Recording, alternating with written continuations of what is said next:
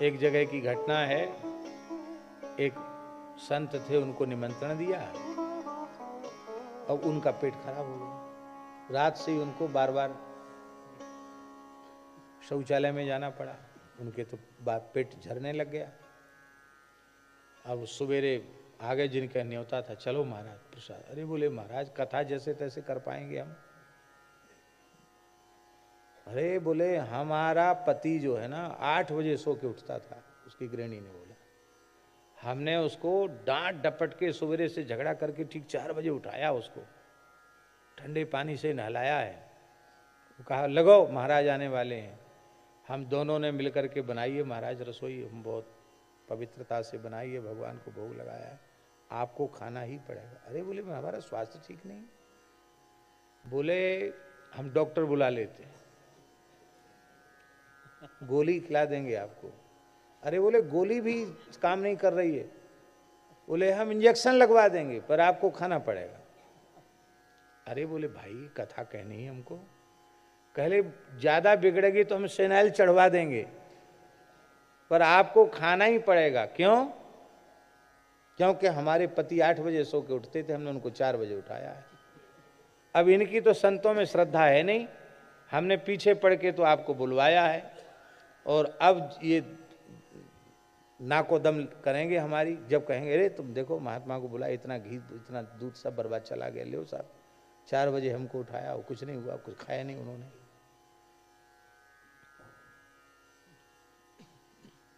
बोले भाई हम खाने की बिल्कुल स्थिति में नहीं है। कहा महाराज कथा मंच पर हम जाने नहीं देंगे आपको, घर में तो हमने बिठा ही लिया है, कुछ खाओगे तभी जाने देंगे। आप लोग ऐसा मत कर। इस कथा का प्रयोग कभी भी भूलकर हमारे ऊपर मत करना।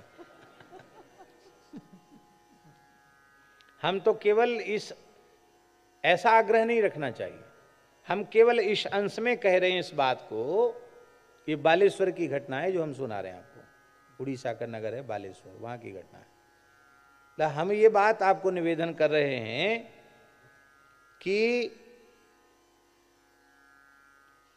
भोग्य पदार्थ की सार्थकता भोक्ता के ग्रहण करने में। आपने उसे ग्रहण नहीं किया तो बेकार हो गया। हमारा तन मन प्राण, हमारा घर कुटुंब, हमारी नौकरी चाकरी व्यवसाय, ये सब भगवान का भोग्य है। ये तब सफल होगा जब भगवान इसे स्वीकार करें। भगवान स्वीकार करें या भगवान की प्राण प्यारी गौ माता स्वीकार करे, इसमें दो बात नहीं, एक ही बात है। भगवान स्वीकार करें, भगवान की प्राण प्यारी, क्योंकि गोविंद ही गायन को रूप धरी आए हैं। गोविंद ही गाय का रूप धारण करके आए। ये प्रत्यक्ष गोविंद सेवा है।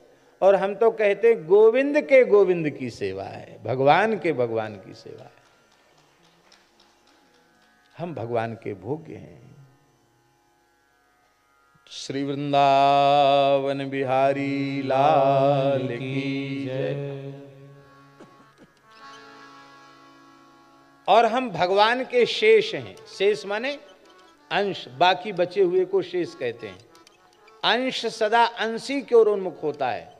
हमें विचार करना चाहिए कि जब हम भगवान के शेष हैं तो हमारी पीठ भगवान की ओर नहीं होनी चाहिए, हमारा मुख भगवान की ओर होना चाहिए। सन्मुख होए जीव मोहि जबहि, जन्म कोटि अघनासहि तबहि। करोड़ों जन्मों के पाप नष्ट हो जाते हैं। हम सदा भगवान के सन्मुख रहें, भगवान से कभी विमुख न हो, भगवान के सन्मुख रहें। हमारी गति भगवान की ओर हो। और ये 3 आकार हमारे जीवन में आ गए तो हमारा मानव शरीर लेना सफल हो गया। फिर से सुन लो, अनन्य शेषत्व, अनन्य भोग्यत्व और अनन्यार्हत्व। हम भगवान के ही शेष हैं, हम भगवान के ही भोग्य हैं और हम भगवान के ही योग्य हैं। ये 3 बात हमारे मन में आ गई, व्यवहार में आ गई तो हमारा मानव जन्म सफल हो गया। आपके पास खेत है, आपने खेत में गेहूं बोया, तो बोने के पहले तो गेहूं है ना, और जब खेत में बो दिया, बीज डाल दिए, तो उसमें अंकुरण हो गया। अंकुरण हो गया तो हरी हरी घास जैसी दिखाई पड़ने लगी। अब कोई भी संसार का व्यक्ति उसमें से एक भी दाना गेहूं का निकाल के नहीं बता सकता। नीचे तक उखाड़ लो तो भी दाना तो मिलेगा नहीं, दाना तो विलीन हो गया। अब उस खेत में किसी का पशु घुस जाए और खेत खाने लग जाए, तो व्यक्ति क्या कहेगा जिसका पशु गए, तुम्हारा पशु हमारे खेत में घुसाओ, हमारा सारा गेहूं खा गया, यही कहेगा कि नहीं? अब वो पंचायत जोड़े, प्रमाणित कर दो कि हमारे पशु ने तुम्हारा गेहूं खाया, गेहूं का एक दाना निकाल के दिखाओ तो हम जाने। पूरे खेत से गेहूं का एक दाना भी वो नहीं निकाल के दिखा सकता है। लेकिन क्या उसे हरी हरी घास जैसा दिखाई पड़ने पर भी घास मान लिया जाएगा? बोलो, उसे गेहूं ही माना जाएगा। क्यों? क्योंकि बोने के पहले गेहूं था, और प्रतीक्षा करो, जब बाली आ जाएगी तो फसल पकने के बाद, कटने के बाद फिर अंत में बचेगा गेहूं। तो पहले भी गेहूं और पीछे भी गेहूं, तो बीच में लहलहाती घास जैसी दिखाई देने पर भी ये घास नहीं है, ये भी गेहूं है। पहले भी परमात्मा, बाद में भी परमात्मा, अब ये फसल दिखाई पड़ रही लहलहाती, भाई ये सारा जगत परमात्मा का ही स्वरूप है। इसमें भले ही गेहूं का दर्शन न होता हो, पर सब कुछ भगवान है। वासुदेवः सर्वम, ये सब कुछ भगवान है। ये सरल दृष्टांत है, इस दृष्टांत से समझ लो, सब कुछ भगवान है, भगवान से भिन्न कोई वस्तु नहीं है। और देखो,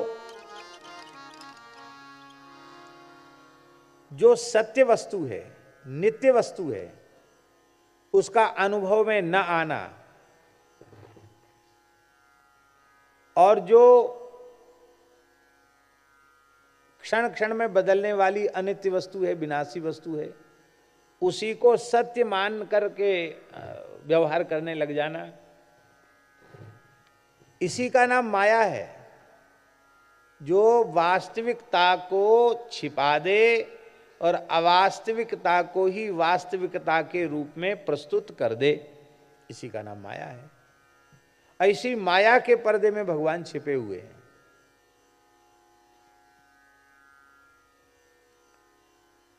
पर बड़ी अच्छी बात लगी, माया को ज्यादा बुरा भला मत कहो, क्योंकि माया भगवान की शक्ति है, भगवान मायापति हैं।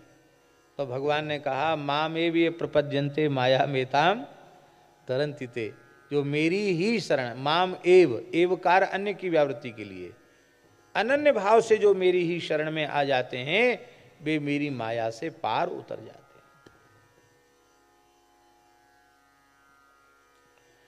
ये माया कबीरदास जी के पास भी आई, कबीरदास जी के पास आई, अप्सरा बन के आई, अप्सरा के रूप में माया आई, नाचने गाने लगी। कबीरदास जी अपने चुपचाप बैठे रहे, राम राम करते, उनके चित्त पर कोई प्रभाव नहीं हुआ। अब देखो, हम आपके सामने कोई कला दिखावें और आपके ऊपर कोई प्रभाव ही ना हो। अब यही देखो, यही आप सितार बढ़िया बजावें और बैठने वाले कोई सो रहा है और कोई देखे ही नहीं, कोई सुने ही नहीं ठीक से, तो आपको अच्छा लगेगा?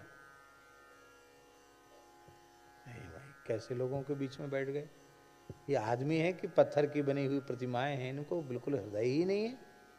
ये कैसे आदमी है? सुन ही नहीं रहे, देख ही नहीं रहे, हमारे गुण हमारी कला को ग्रहण ही नहीं कर रहे हैं। किसी कवि ने कहा, अरस के सुकाव्य निवेदनम शिरसी मालिक मालिक मालिक, हे विधाता और बड़े से बड़े दंड हमें भले ही दे देना, पर जो काव्य के रसिक न हो उनके बीच में हमें अपनी कविता पढ़नी पड़े, ऐसा दुष्प्रारब्ध हमारा कभी मत लिखना।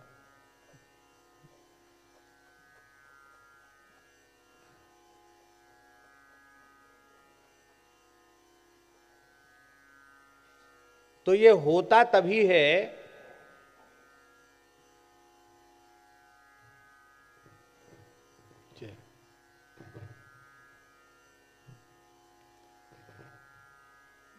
ये होता तभी है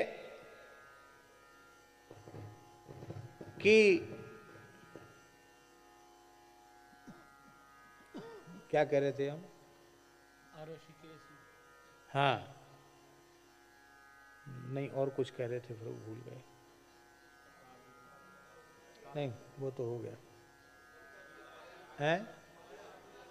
हाँ, भगवान की माया के संबंध में, माया भी तभी हमें प्रभावित करती है जब, हाँ हाँ वो तो कह रहे थे, वो माया भी तभी हमारे चित्त को आकृष्ट करती है जब हम माया को देखते हैं, माया का के प्रति देख करके और खूब खुश होते हैं, आकर्षित होते हैं।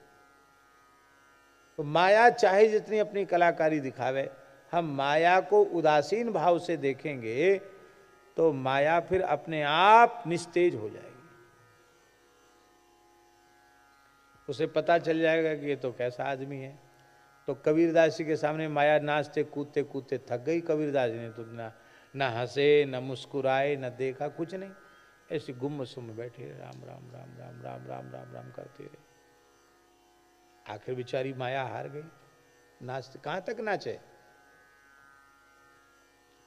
उसने कहा महाराज ये राम राम करने तो पीछे कर लेना, मैं तुम्हारी तपस्या तुम्हारे भजन का फल बनकर आई हूं, मुझे प्राप्त करो। आपका परिचय, आप कहां से आई हैं? तो माया थी, उसने कहा मैं अप्सरा हूं, स्वर्गलोक से आई हूं। अच्छा आप अप्सरा हैं, तो आपके चरणों में हम प्रणाम करते हैं। अरे हमारे चरणों में प्रणाम क्यों? कहते देखो जगन माता भगवती लक्ष्मी समुद्र मंथन से प्रकट भई। भाई लक्ष्मी जी की बहन हुई ना आप, तो लक्ष्मी जी की बहन हुई तो आप हमारी मौसी जी हुई, मौसी जी को प्रणाम है। एक न्यात, कबीरदास जी का वचन है, एक न्यात तू माय लगत है, एक न्यात तू मौसी, एक नाते से तू मेरी मां लगती है। क्यों? साधक को नारी मात्र को माता की दृष्टि से देखना चाहिए। यदि विरक्त साधु है तो उसे नारी मात्र को माता की दृष्टि से देखना है, और यदि गृहस्थ पुरुष है तो अपनी अधिकृता पत्नी के अतिरिक्त संसार की सभी नारियों को मां और बहन की दृष्टि से ही देखे और दूसरी दृष्टि उनके प्रति न रखे। ये शास्त्राज्ञा है। और यदि साधु है तो साधु के लिए तो नारी मात्र जगदम्बा का स्वरूप है, भगवती का स्वरूप है, उसे ही दृष्टि रखनी चाहिए। तो हम साधु हैं तो इस नाते से तो तुम मेरी मां लगती हो, और मान लो तुम कहते कि मैंने तुम्हें कब पैदा किया, मैं मां नहीं हो सकती, मौसी तो हो। क्यों? आप कह रही हो कि हम अप्सरा हैं, अप्सरा समुद्र से प्रकट हुई, और आप हमारी लक्ष्मी मैया भी समुद्र से प्रकट भई, तो लक्ष्मी जी की बहनों से तुम हमारी मौसी हो, मौसी लगी। तो मौसी जी अपना हाथ फिराओ हमारे सिर पे, आशीर्वाद दो हमको। ये इस अपने बच्चे की परीक्षा मत लो, मैं बालक हूं आपका। बहुत अच्छा लगा ये भाव कि माँ, माया को भी माँ ही मान लो। बहुत अच्छा, जो सुन रहे थे हम उसमें ये भाव बहुत अच्छा लगा। ठाकुर जी की बड़ी कृपा है। वो वस्तुतः वो माँ ही है, क्योंकि भगवान उसके पति हैं, भगवान हमारे पिता हैं, तो उनकी पत्नी होने से, उनकी शक्ति होने से हमारी माया माँ ही हुई। पर हमने उसे भोग्या की दृष्टि से देखा, इसलिए हमारा पतन हुआ। हम मां के भाव से उसका दर्शन करें। पर वो तो माया परीक्षा लेने आई थी। माया बोली अरे नहीं बाबा, ये सब नाते रिश्तेदारी मत जोड़ो, मैं अप्सरा हूं, तुम्हारे तप से खिंच के आई हूं, मुझे तो तुम्हें उपभोग करना ही पड़ेगा, स्वीकार करना पड़ेगा। तो कबीरदासी तो विनोदी महात्मा बोले महाराज हमने तो सुना है कि देवताओं का नाम है अमर, अमर माने जो मरते ही नहीं। तो स्वर्गलोक का टोट पर्यो है, स्वर्गलोक के सबरे देवता मर गए जो तू हमारे पीछे पड़ गई आके।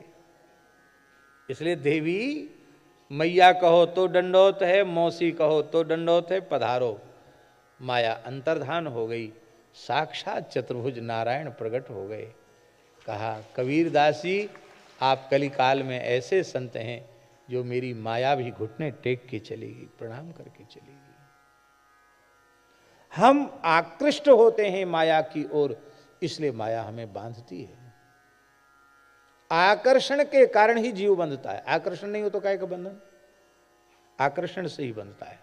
और ये आकर्षण तब तक महाराज जी समाप्त नहीं होता जब तक श्री ठाकुर जी के प्रति पूरा आकर्षण, ठाकुर जी के प्रति आकर्षण हो जाएगा तो संसार का आकर्षण मिट जाएगा। धनुर्दास जी का अपनी पत्नी के प्रति आकर्षण था, पर श्री रामानुज स्वामी जी की कृपा से रंगनाथ भगवान के प्रति आकर्षण हो गया तो अपनी पत्नी के प्रति, भोग के प्रति, संसार के प्रति आकर्षण समाप्त हो गया। तो ये माया है। और हम पंचभूत रचित बड़े छोटे शरीरों में उन तत्वों के रूप में पहले से विद्यमान हैं, इसलिए हम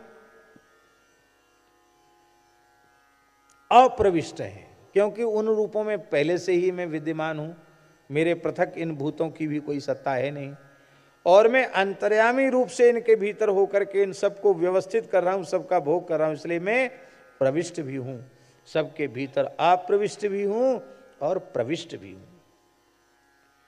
अन्वय और व्यतिरेक की पद्धति से जीव को यही समझना चाहिए कि मैं सदा सर्वत्र सब में समान भाव से विद्यमान हूं। अन्वय की पद्धति है कि भगवान सब में है, इसमें भी भगवान, इसमें भी भगवान, इसमें भी भगवान, और सर्वम विष्णुमयम जगत।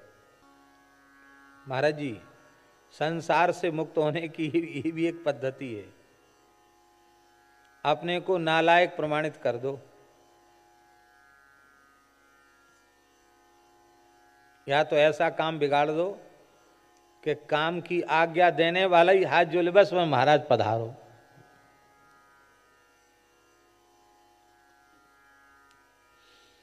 एक महात्मा थे,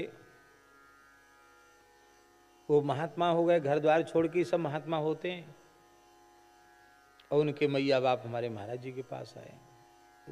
शिष्य दूसरे किसी संत के थे, महाराज जी के पास रहते थे, रोने गाने लगे, बोले महाराज इनको भेज दो। महाराज जी का तो स्वभाव था, बोले हाँ हाँ बहुत अच्छी बात है, माता पिता की सेवा भगवान ने भी की, जाओ माता पिता के पास रहो, सेवा करो। बोले हम तो साधु हो गए, साधुओं के घर में रहें, अब कह रहे हैं तुम्हारी मैया बाप रो रहे हैं, चले जाओ। लेकिन जाते जाते एक मंत्र सुना दिया महाराज जी ने उनको। महाराज जी ने कहा, हंसते हुए कहा, जाओ महात्मा प्रेम से जाओ, तुम उनके लिए उपयोगी सिद्ध हो जाओगे तो वहीं रह जाओगे, और उनको पता चल जाएगा कि हमारे किसी मतलब का नहीं, तो अपने आप हाथ जोड़ लेंगे। यही उन्होंने मंत्र समझ लिया, बोले मंत्र मिल गया हमको। अब वो गए, सच्ची घटना सुना रहा हूँ आपको। अब वो गए, एक कमरे में बढ़िया से धुलाई उलाई करके, सफाई करके वहीं आसन लगा लिया, भीतर से कमरा बंद कर लिया। लोग तो 2-2:30 बजे कहाँ कोई सो के उठेगा, रात को 2:30 बजे कोई सो के उठेगा, महात्मा तो जल्दी उठ जाते, 2-2:30 बजे सो के उठ जाएं, बढ़िया घर में ही शौचालय था, अच्छे संपन्न लोग थे, ब्राह्मण देवता थे, तो अपने डुलडाल होके स्नान वगैरह करके अपना भजन करें। और मैया तो बेचारी तल्फ है कि इसने कुछ खाया पिया नहीं, तो दोपहर में बार बार खटखटाए कि लो अब भोजन तो कर लो, तो थाली भीतर खिसका दे, खा के थाली बाहर कर दें, फिर भीतर अपना बंद कर लें। रात भर बंद, दिन भर बंद। 2-2:30 बजे जब लोग सोते हों तभी उठ के अपना नहा धो के अपना सब काम कर लें। महीना भर तक तो लोगों ने झेला, महीना भर के बाद पिताजी और भाई सब नाराज, बोले रे ऐसी हमारा कोई बहुत बड़ा मकान तो है नहीं, एक कमरा इसने घेर लिया कि ये अच्छा हुआ। महीना भर बाद पिताजी जोर से खटखटाए, धड़ धड़ धड़ धड़ धड़ खूब बजाए किवाड़, तोड़ देंगे किवाड़, खोलो इसको। कब्जा कमरे पे कब्जा करके बैठा है, खोल। बड़ा भारी महात्मा बन गया, खुलवाया। क्रोध में थे सब, बोले इसलिए थोड़ी तुमको लाए थे यहां, इसलिए लाए थे कि भाई पिताजी बूढ़े होकर हम बूढ़े हो गए, दुकान पर बैठते हैं, थोड़ा दुकान पर बैठ जाया करो, अरे कुछ नहीं तो घर में कोई काम धंधा करो, साग सब्जी ही ले आओ बाजार से। कुछ नहीं, खाली कमरा बंद करके बैठे हो। हम महात्मा हैं और क्या करेंगे, हम तो बाबूजी माला छोड़ के दूसरा काम नहीं कर सकते।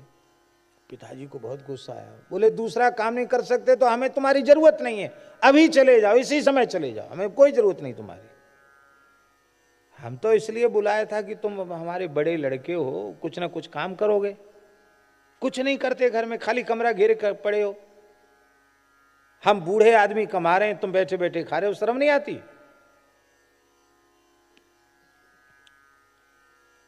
बोले हम तो तैयार हैं जाने के लिए, अभी चले जाएंगे। मैया बोले नहीं नहीं, वो तो पिताजी ने बोल दिया। बोले नहीं, अब हम अभी तो नहीं, रात हो गई, 12 बज गए, सवेरे चले जाए। 2:30 बजे उठे और चुपचाप चले। फिर कोई नहीं आया कहने कि चलो महाराज जी के पास चलो, उनको भेज दो। बोले अब हमारे काम के, जब तक तुम संसार के काम के रहते हो तब तक लोग तुम्हारे हाथ पांव पकड़ते हैं। तुम अपने आप प्रमाणित कर दो कि हम किसी मतलब के नहीं हैं, तो सब कहेंगे भैया तुम्हारा मन लेके हम क्या करेंगे। तुम कहो हम तो मन अब तुमको ही दे दिया और कुछ करो मत घर में काम, तो कहेंगे भैया तुम्हारे मन को खाएं पिएं ओढ़ें बिछावें, क्या करें तुम्हारे मन का। मन देना है तो वृंदावन चले जाओ, बिहारी जी को मन दो, वहीं चले जाओ, भजन करो, मलुक पीठ में जड़खोर में चले जाओ, गैया का गोबर उठाओ, यहां तुम्हारी आवश्यकता नहीं। शंकर जी ने मार्ग दिखाया, संसार के अयोग्य प्रमाणित अपने को कर दो, संसार का बंधन अपने आप समाप्त हो जाएगा। और शंकर जी ने यह बताया कि भजन करने वाले को कैसे रहना चाहिए। शंकर जी ने अपनी आवश्यकताओं को कम नहीं समाप्त कर दिया है। कपड़े की भी जरूरत नहीं, बाघंबर पहन लेते हैं और गज चर्म ओढ़ लेते हैं। मकान की भी जरूरत नहीं, बट वृक्ष के नीचे बैठे। गृहिणी अन्नपूर्णा है पर स्वयं भिक्षा मांग लाते, संतों के यहां जाकर सीताराम राधे श्याम कह के मधुकरी मांग लाते हैं। झगड़ा नहीं होता। ऐसा किसी के घर में हो कि घरवाली तो सब पूरे संसार को भोजन देने वाली हो और गृहस्थ स्वामी भिक्षा मांगे, तो रोज झगड़ा होगा घर में कि अरे हम सबको खिला सकती हैं, तुमको नहीं खिला सकती, तुम भिक्षा क्यों मांगते हो, हमारी नाक कटती है। पर शंकर जी पार्वती में झगड़ा नहीं होता। आप सबको खिला के सुख प्रसन्न हैं और हम मांग करके खा करके खुश हैं। तो अपना अपना भजन करते हैं। जो भजन नहीं करते झगड़ा उन्हीं में होता है। जो भजन में लगे हुए उनमें कोई कलह नहीं हो सकता। पूरा परिवार भजन में लग जाए तो सबकी अलग अलग प्रकृति होने के बाद भी झगड़ा नहीं होगा। और भले ही सबकी प्रकृति मिलती हो पर भजन न हो, घर में सत्संग न हो, तो कलह मचा रहे। महाराज घर में नहीं, साधु के स्थान में भी यदि वहां रहने वाले संत भले ही विरक्त स्वरूपधारी हैं, यदि ईमानदारी से भजन और सत्संग में नहीं लगे हैं तो उनमें भी राग द्वेष और कलह निरंतर बनता ही रहेगा।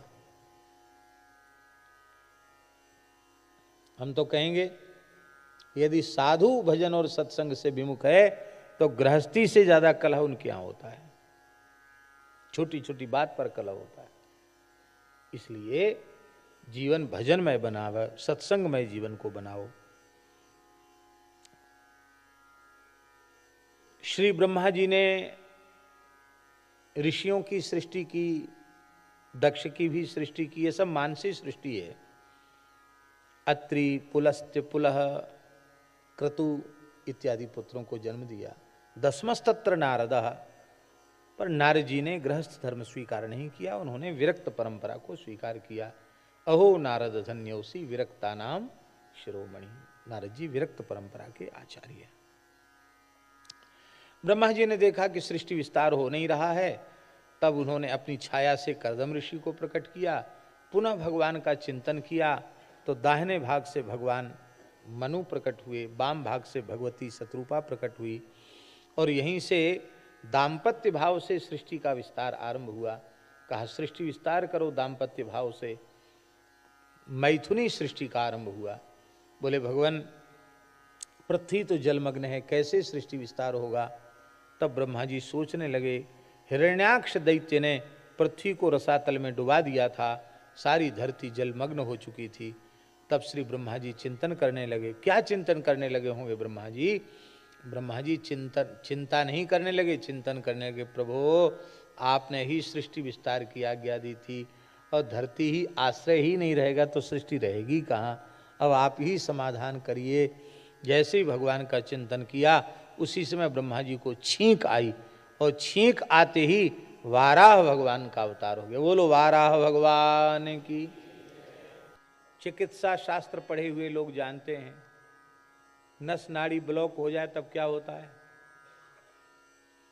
क्या होता है? बाईपास सर्जरी होती है, क्योंकि भगवान ने दूसरी भी ऐसी नसें कुछ अतिरिक्त बनाई हैं, नाड़ियां, नसें, कि वो वहां उनके बदले उनको डाल दिया जाता है, और काम चलाऊ सरकार जैसे होते ऐसे काम चलाऊ हो जाता है। चलो कैसे भी निर्वाह हो जाए। पर विराट पुरुष परमात्मा के देह में जो गंगा, यमुना, सरयू, सरस्वती, नर्मदा, कावेरी आदि पवित्र नदियां जो इसकी नाड़ियां हैं, इनकी कोई बाईपास की व्यवस्था उपलब्ध है? आप बताओ, गंगा यमुना को ब्लॉक, गंगा यमुना भगवान की नाड़ी हैं, ये ब्लॉक हो जाएं तो दूसरी गंगा जी आप बना सकते हो? दूसरी यमुना जी आप प्रकट कर सकते हो? दूसरी नर्मदा जी आप प्रकट कर सकते हो? नहीं कर सकते हो। हमने गायों का नाश करके अपना नाश किया, हमने सज्जनों का, साधु पुरुषों का नाश करके अपना नाश किया, हमने वृक्षों का नाश करके अपना नाश किया, और सरिता नदियों का नाश करके हमने अपना नाश किया। गिरी, ये भी परोपकारी है। धरती का संतुलन ठीक बनाए रखने में पर्वतों का बड़ा स्थान है। ये जो मरुस्थल यहां तक चल के नहीं आ पा रहा है, किसने रोक रखा है? पर्वतों ने रोक रखा है। ये पूरी बर्फ यहां नहीं आ रही है, किसने रोक रखा है? ये पर्वतों ने रोक रखा है। धरती को संतुलित बनाने में पर्वतों की बड़ी भूमिका है। आप बिल्डिंग तो बड़ी बड़ी बना लोगे, पत्थरों की भी, लेकिन पहाड़ बना पाओगे? पर्वत आप बना पाएंगे? वैज्ञानिकों के पिताजी में भी ताकत है पर्वत बनाने की। अब मान लो बनाएंगे भी तो वो कृत्रिम होंगे, नकली होंगे, बनावटी होंगे, उसमें वास्तविकता तो नहीं रहेगी। पर्वतों का इतना भारी विनाश हो रहा है जिसका कोई ठिकाना नहीं। देखो, प्रकृति जो है वो साक्षात गौ स्वरूप है। ये वृक्ष हैं, नदियां हैं, पर्वत हैं, ये सब प्रकृति है, धरती है, ये सब धेनु का स्वरूप है। वो गाय का हम लोग दोहन करते हैं कि बछड़े को बेच दिया और जबरदस्ती गाय को इंजेक्शन लगा करके और उसको निचोड़ लिए, ये करते हैं क्या? ये है शोषण। आज प्रकृति रूपी कामधेनु का दोहन न हो करके शोषण हो रहा है, और ये शोषण हमारे विनाश का कारण बनेगा। हमने प्रकृति को नष्ट किया तो प्रकृति ने प्रकोप किया। देखो ऋतुओं में कितना परिवर्तन हो रहा है। वर्षा का समय नहीं है, पर जहां वर्षा ही कम होती थी वहां ऐसी ऐसी वर्षा हो रही कि महाराज प्रलय जैसा मचा हुआ है। समय से न ठंडी है, न समय से गर्मी है, न समय से बरसात। प्रकृति का भी जो विपर्य है, प्रकृति बदला ले रही है। भयंकर असाध्य रोगों के रूप में सारी मानव जाति संत्रस्त है, क्योंकि हम प्रकृति का आहार प्रकृति को नहीं दे रहे हैं। प्रकृति मांग रही है आहार और हम दे रहे हैं उसको जहर। प्रकृति का आहार है वेद लक्षणा, गाय के गोबर गोमूत्र से प्रकृति पुष्ट होती है। असंख्यों गोवंश जब प्रसन्नता पूर्वक विचरता है, उसके खुरों से उर्वरा शक्ति बढ़ती है, उसके गोमय गोमूत्र के विमुंचन से हमारे वन पर्वत सब कुछ हरे भरे होते हैं। नदियों के तट प्रांत और वो हरे भरे होते हैं, पवित्र होते हैं। पर गाय धरती को वो तो हम दे नहीं रहे हैं। धरती को हम गोमय गोमूत्र न देकर हम जहरीले कीटनाशक विषैले रासायनिक पदार्थ हम धरती में डाल रहे हैं।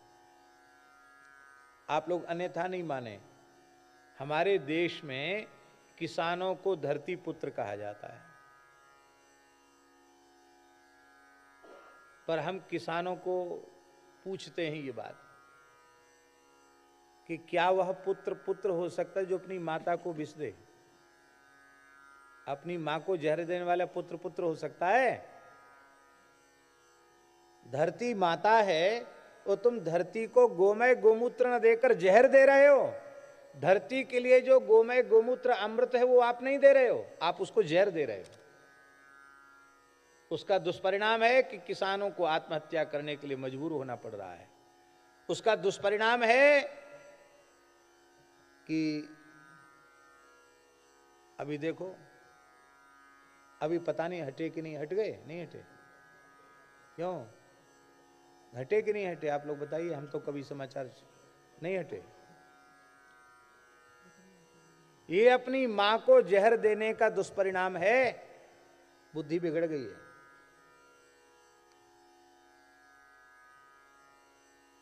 अभी हमको कुरुक्षेत्र जाना पड़ा तो उसी क्षेत्र से निकले, किसी किसी गांव से निकले, महाराज रोडों को भी गहरे गहरे गड्ढे करके खोद दिया है।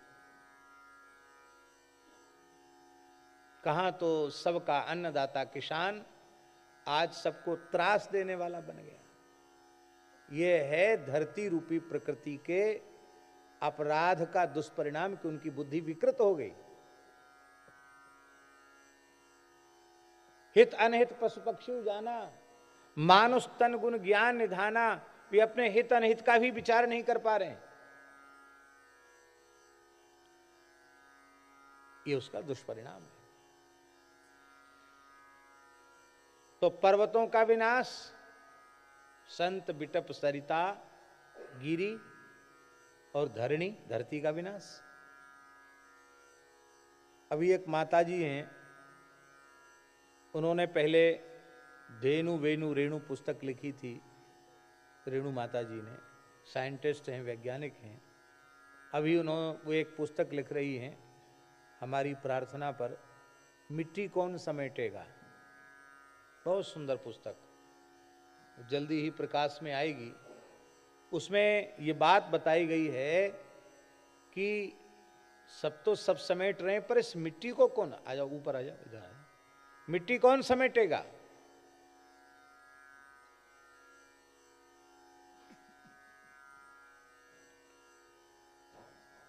मिट्टी की बहुत बड़ी महिमा है। धरती नष्ट हो रही है तो परोपकार जिनके ऊपर आधारित है, आधारित क्या कहें, अवलंबित है, जो परोपकार का स्वरूप हैं, जिनके बिना परोपकार संभव ही नहीं है, उन परोपकार के जो साधन हैं, हेतु हैं, उसी को हम सर्वथा विनष्ट करने पर तुले हुए हैं। परोपकार को ही हम नष्ट कर रहे हैं, तो फिर कैसे हमारी स्थिति ऐसी। इसलिए जिनके द्वारा हमारा जीवन है, जो हमारा हित करने वाले हैं, उनकी सुरक्षा हमें करनी ही चाहिए। माताजी नदी बन गई, कितनी अच्छी बात है। बोलो भक्तवत्सल भगवान की जय। ये सर्ग लक्षण वाला तृतीय स्कंद यहां पूर्ण होता है। चौथे स्कंद का लक्षण विसर्ग है। वहां विशिष्ट सृष्टि का जो क्रम है उसको द्वारा पुनः निरूपित किया गया है। आकुति, देवहूति, प्रसूति, जो मनु महाराज की 3 पुत्री हैं, उनके वंश का पृथक पृथक वर्णन है। आकुति के वंश का वर्णन है, जिसमें भगवान यज्ञ नारायण का आविर्भाव है, दक्षिणा देवी के साथ उनका विवाह है, साक्षात भगवान धर्म की उत्पत्ति है।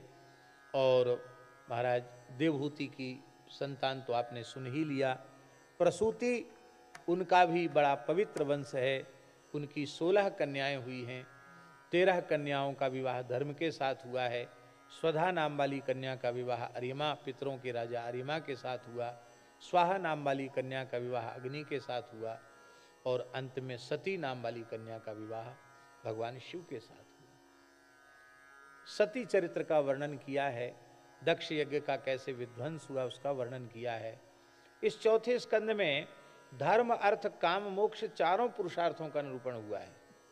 पहले धर्म प्रकरण है, फिर ध्रुव जी के चरित्र के माध्यम से अर्थ प्रकरण है। ध्रुव जी का चरित्र अर्थ प्रकरण है।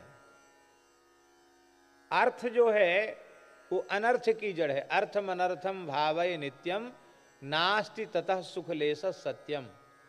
पर जो अर्थ भगवान की कृपा से प्राप्त होता है वह अर्थ धर्म के निमित्त होने के कारण है। धर्म नार्थस्य धर्मई कांतस्य, धर्म के लिए जब अर्थ होता है तो वह अनर्थकारी नहीं होता है।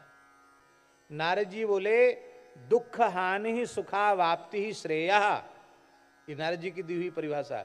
दुख हानि सुखावाप्ति श्रेयस तन्नेह चिष्यते, दुखों का आत्यंतिक नाश और परमानंद की प्राप्ति, इसी का नाम कल्याण है। और इन कर्मों से न तो दुखों का आत्यंतिक नाश होगा और न ही परमानंद की प्राप्ति होगी। तो इन कर्मों के अनुष्ठान से कल्याण हो जाएगा, ये कैसे तुमने जान लिया?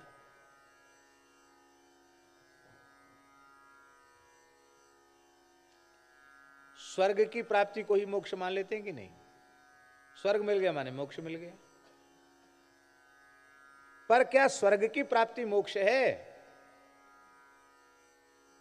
अरे स्वर्ग की प्राप्ति को मोक्ष मानने वाला संप्रदाय तो हमारे देश में क्या पूरी दुनिया में दूसरा भी है, जो आपको बड़े बड़े स्वप्न दिखाता है, हैं? कि तुम ऐसा करोगे तो तुमको हूरें मिलेंगी, तुमको क्या क्या मिल जाएगा, हैं? क्या कहते, जहन्नुम कहते कि दोजख कहते, क्या कहते हैं? बहिश्त,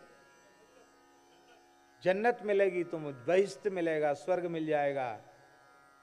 वहां क्या है? बोली वहां ऐसी ऐसी नदियां हैं, ऐसा है वैसा है, तुम्हें मिलेंगी। तो उनके ग्रंथों में भी अथवा अन्य मतों के ग्रंथों में भी मोक्ष है ही नहीं। मोक्ष की अवधारणा वैदिक सनातन धर्म में है और वो मोक्ष स्वर्ग की प्राप्ति मोक्ष नहीं है। किसी भी लोक की प्राप्ति मोक्ष नहीं है, पर भगवत धाम की प्राप्ति मोक्ष है। क्योंकि यतो नावर्तते गतः यद गत्वा न निवर्तन्ते तद्धामो परमम मम। भगवत प्राप्ति का ही नाम जीव का परम कल्याण है। तो जब नारद जी ने ये बात कही तब राजा ने कहा, महाराज मैं कर्म में मेरी बुद्धि फंसी हुई है, ब्रूहि में विमलम ज्ञानम येन मुच्ये कर्म भी। आप हमको विमल ज्ञान का उपदेश दीजिए जिससे मैं कर्म बंधन से छूट जाऊं। क्योंकि गृहेषु कूट धर्मेषु, ये कूट धर्म है। कूट जानते हो क्या होता है? कूट माने पहेली, इसको ये समझ में नहीं आता जल्दी। और ये इतनी बढ़िया पहेली है गृहस्थाश्रम कि जिसकी समझ में आ जाता वो भी दूसरे को समझाता नहीं है। ध्यान से सुनिए नारायण, ईमानदारी से हर गृहस्थ का ये अनुभव होता है कि अरे भैया सकल कर्म करी थके गुसाई सुखी न भयो। सुखी तो हुआ, रो नहीं रोना, रे बड़ी समस्या है, बड़ा झंझट है, बहुत बेकार है, बड़े फंस गए चक्कर में। चलो बढ़िया हुआ, आप तो धोखे में थे, फंस गए। अब अपनी संतान को मत फंसाओ। सबको कहो जाओ उत्तराखंड में चले जाओ, तब हिमालय में चले जाओ, तपस्या करो, वृंदावन चले जाओ, चित्रकूट चले जाओ। कोई कहता है ऐसा? अपने तो निकलना चाहता, संतान को फंसाना चाहता। तो ऐसी विचित्र पहेली है कि जिसकी समझ में आ जाती वो भी दूसरे को नहीं समझाना, दूसरे को उसी में फंसाना चाहता है। एक घसियारा था, वो लोभ से घास काटने के लिए एक गहरी नहर जैसी थी उसमें चला गया और ऐसे घास काटा उसने, लटकती हुई घास को। वो हंसिया जो था दरात उसकी नाक पर आ, नाक कट गई उसकी। उसने सोचा, चतुर था ज्यादा, उसने सोचा कि हमारी नाक कटी तो कटी, अब पूरे गांव में हमको नकटा कह के लोग चिढ़ाएंगे, तो क्या करें, बड़ा चतुर आदमी था, भगवान जाने किस मुहूर्त में पैदा हुआ होगा। तो नाक से तो खून बह रहा था, जैसी गांव में घुसा, लोगों ने, अरे आपकी नाक कैसे, राम राम राम, ये नाक ही तो हत्या की जड़ थी, साक्षात नारायण का दर्शन हो रहा। आ हा हा, कैसे शंख चक्र गदा पद्म, कैसी मंद मुस्कान, आ हा, धन्य है धन्य। यही सब समस्या की जड़ तो यही थी, ये कट गई, सब रास्ता साफ हो गया, मोक्ष का द्वार खुल गया, वैकुंठ साक्षात दिखाई पड़ रहा है। आ हा हा, भोले भाले लोग चक्कर में फंसे, बोले हो सकता है इसको, आखिर खून बह रहा है फिर भी कहता भगवान के दर्शन हो रहे हैं। उसने कहा हम क्या करें, काट दो इसको, फांस कट जाएगी, बढ़िया भगवान का साक्षात दर्शन होने लग जाएगा। तो वो श्रद्धावान विशेष था, उसने भी काट ली नाक। उसने धीरे से कहा कि हमको तो दर्शन हो नहीं रहा है। अरे बोले जैसा हम गा रहे हैं रो रहे हैं वैसे ही गाओ रो हमारे स्वर में, नहीं तो तुमको सब लोग नकटा कहेंगे, इस संप्रदाय को आगे बढ़ाना है, नकटा संप्रदाय को। तो महाराज वो दूसरा तीसरा चौथा पूरा गांव नकटा हो गया। अब कोई किसी को बताता नहीं, सब एक ही गीत गाते, आ हा हा, क्या भगवान का दर्शन हो रहा है। ये स्थिति है संसार की, इसको कहते कूट धर्म। हमारी नाक कटी तो कटी, तुम्हारी साबित क्यों है, तुम्हारी नाक कटनी चाहिए। और फिर गीत गाना पड़ेगा, धन्यो गृहस्थाश्रम धन्यो गृहस्थाश्रम, ये गीत तो गाना पड़ेगा। तो महाराज ये कूट धर्म है। और एक महात्मा कहते थे, महाराज जी विनोद में कहते थे कि कूट देने वाला धर्म है, एकदम कूट देता है। तो क्यों, पुत्र दार धनार्थ धी, पुत्र की इच्छा, धन की इच्छा, स्त्री की इच्छा, इन इच्छाओं में ही जीव मारा जाता है। परम न विंदते, परमात्मा की प्राप्ति उसको नहीं होती है, संसार के चक्र में भटकता रहता है।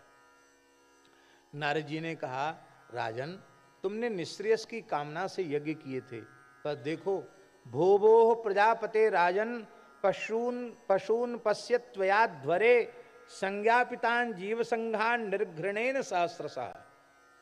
निर्घृणेन, तुमने निर्दयता पूर्वक जिन हजारों पशुओं की यज्ञों में बलि दी है, उन सबको आकाश में देख लो।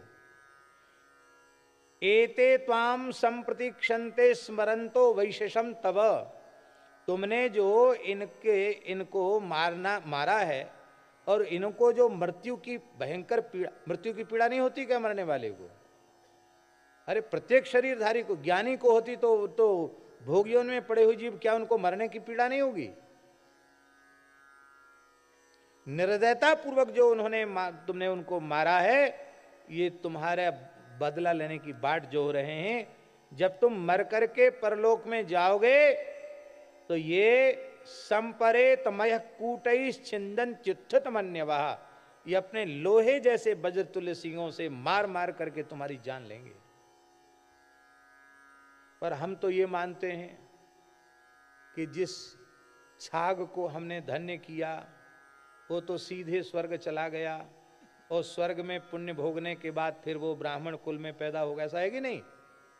वो यज्ञ कर्म करने वाला होगा और धनी मानी भी होगा, लक्ष्मी और सरस्वती का कृपा भाजन होगा।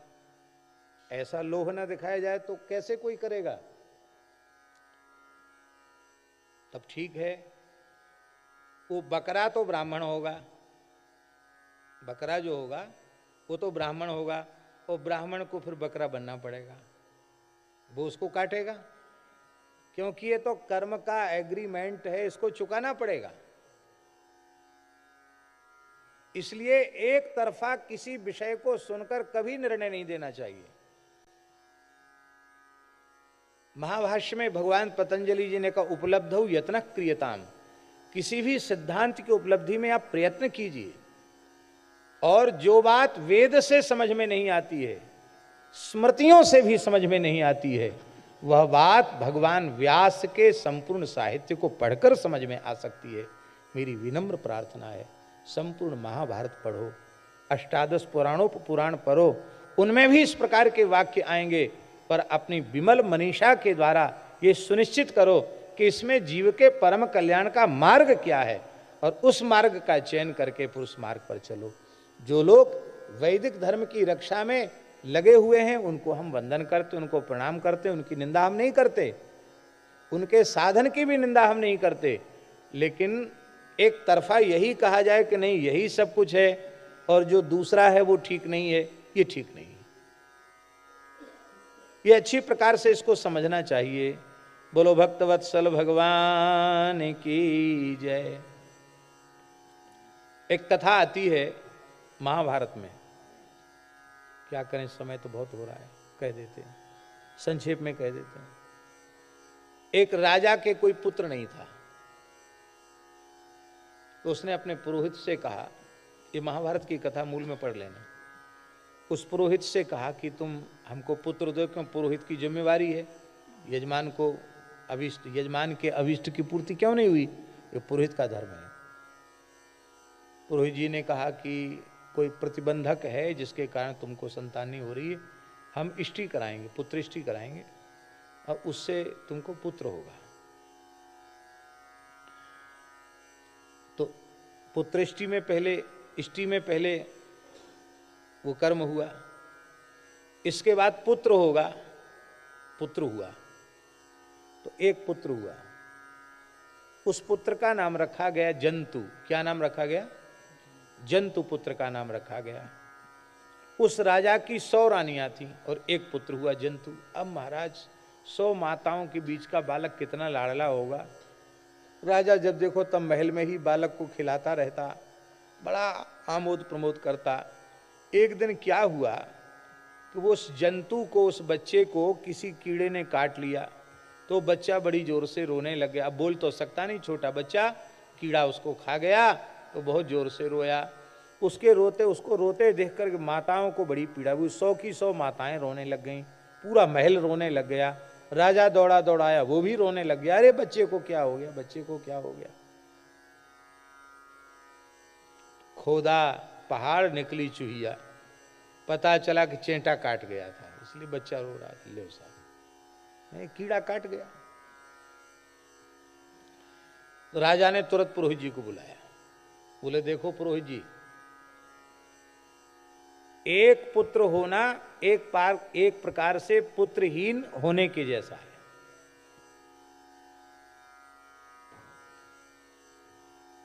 एक ही पुत्र मर गया तब क्या होगा, तब कितनी पीड़ा होगी, इसलिए कम से कम 2 तो होने चाहिए। आजकल लोगों की भावना बन गई है कि एक ही होना चाहिए। नहीं नहीं, हिंदू घटते चले जा रहे हैं, कब तक मार खाते रहोगे, कब तक पिटोगे। खूब संतान उत्पन्न करो और मार मत खाओ, सब लड़ना भिड़ना भी सीखो। ऐसे नहीं, साधुओं को तो घर द्वार संसार छोड़ दिया, उनको लड़ने भिड़ने से क्या काम। पर प्राचीन काल में जो ऐसा काल था, भयंकर विधर्मियों का आक्रमण था, उस काल में भी संतों के अखाड़े बने, धर्म रक्षा के लिए, गोरक्षा के लिए, राष्ट्र रक्षा के लिए। समर्थ स्वामी रामदास जी महाराज ने एक बहुत बड़ी सेना म्लेच्छों के विरुद्ध खड़ी की थी। कितने संतों का इतिहास है, कितने राजाओं को विजय मिली है, महात्माओं ने युद्ध में सहयोग किया है। आप सबल बनो, पुष्ट बनो, पराक्रमी बनो और संगठित हो जाओ, नहीं तो बहुत बड़ी हानि भोगनी पड़ेगी। तो इसलिए एक पुत्र होना ठीक नहीं, महाभारत में लिखा है अनेक पुत्र होना चाहिए। शास्त्र में लिखा है यष्टव्यो बहवः पुत्राः, अनेक पुत्र करो, यज्ञो कोपि गयाम व्रजेत। उनमें एक भी तो कोई गया जी जाकर विधिवत पिंडदान श्राद्ध करेगा तो पितरों का उद्धार हो जाएगा। यज्ञो कोपि गयाम व्रजेत। तो बोले हाँ दूसरा पुत्र भी हो जाएगा। कैसे होगा? बोले दूसरा नहीं, 100 होंगे, पर फिर इष्टि होगी, यज्ञ होगा। क्या होगा? बोले इस एक पुत्र को तुम्हें समर्पित करना पड़ेगा देवताओं के निमित्त, अग्नि में समर्पित करना पड़ेगा। तो राजा को लोभ आ गया, बोले चलो एक जाएगा, 100 तो मिलेंगे, एक के बदले 100 अच्छा है, एक के बदले 100 मिल रहे हैं। यज्ञ आरंभ हुआ और उसमें उस पुत्र को समर्पित किया गया अग्नि को। अब वो माताएं उस बच्चे को दे नहीं रही थी, पर मुहूर्त निकला जा रहा था तो बलपूर्वक उसको खींच करके बच्चे को प्रोक्षण करके उसका किया गया। 100 पुत्र हो गए। उसमें लिखा है महाभारत में, बपा होम हुआ और उसका परिणाम हुआ 100 पुत्र हुए उस राजा के। मरने के बाद राजा जब परलोक में गया तो उसने स्वर्ग जाते समय नरक होकर के राजा गया तो उसने क्या देखा कि नरक में एक बड़े भारी कड़ाह में कुंड में खौलते हुए तेल में पुरोहित जी उबाले जा रहे हैं और बहुत चिल्ला रहे हैं कि हमको बचाओ, हमको बचाओ, हमको बचाओ। तो उन्होंने देवदूत से पूछा कि अरे ये तो वेदों के प्रकांड विद्वान इतने अच्छे, इनको कड़ाहे से में क्यों खौला जाया जा रहा है? बोले इन्होंने हिंसात्मक यज्ञ का समर्थन किया और प्रवर्तन किया।